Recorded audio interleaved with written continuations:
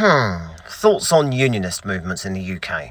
I have a bit of a weird stance when it comes to unionism versus separatism. On the one hand, ultimately I am a unionist. However, at the same time, I empathise and sympathise with a lot of talking points when it comes to separatism or independence, whatever you want to call it. Firstly, the unionist politicians, so to speak, they seem to have absolutely nothing but contempt for the union, as well as the other countries in that union. So I completely understand the hatred towards Westminster. Believe me, English people hate Westminster just as much as you do. In fact, can I propose something? Can we just build a great big wall around London? Not around the M25, just around London, Greater London. Just leave them to it, and then the rest of England can run its own affairs. Scotland can run their affairs, Wales can run their affairs, Northern Ireland can run their affairs, etc. Give England its own parliament as well, separate from Westminster. Because the Westminster bubble just looks at us as disgusting peasants. Even more so when it comes to Scotland, Wales and Northern Ireland. They don't give a shit about them until it's election time. So I sympathise with them on that. Because all Westminster cares about is getting elected and then telling us to shut the hell up and pay our taxes. And don't say anything nasty on social media, otherwise we'll send the police after you. It's another reason why I keep calling for the end of the two-party system. So there's a massive difference, I would say, between unionist people and unionist politicians. In the same way there is a difference between independence people and independence politicians.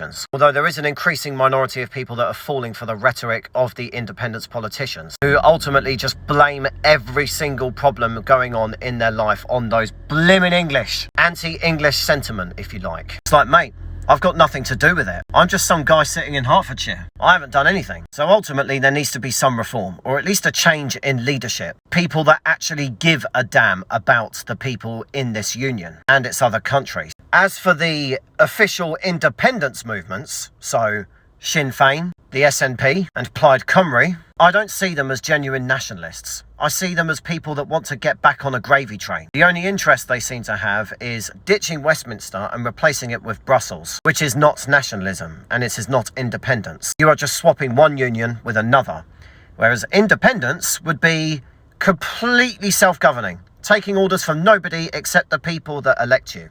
Not having an extra layer of government above you telling you what to do. You know what I'm saying. Genuine nationalism and independence. Self-governance. That is an idea I completely support. You run your own affairs. Your politicians do and implement what is in the best interests of the people that put them in power via manifesto and election. Not the interests of bankers or international institutions or deeply unpopular advocacy groups. But that's a utopia, unfortunately. If, however, one of these countries decides to leave one day, I'm not going to be unhinged about it. I'd wish them all the best, no hard feelings, and I'd even want to help them get settled.